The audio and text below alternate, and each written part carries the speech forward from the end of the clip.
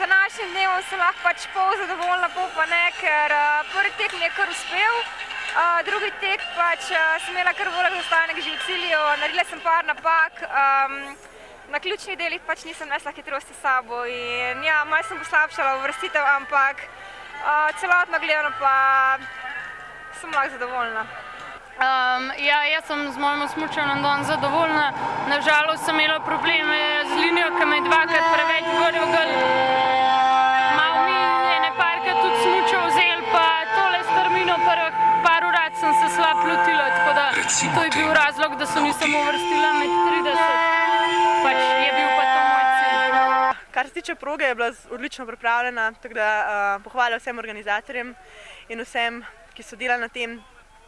Zdržala je do konca, tudi z višjimi številkami se je dalo priti med 30-terico, seveda z dobro vožnjo, katera meni ni uspela.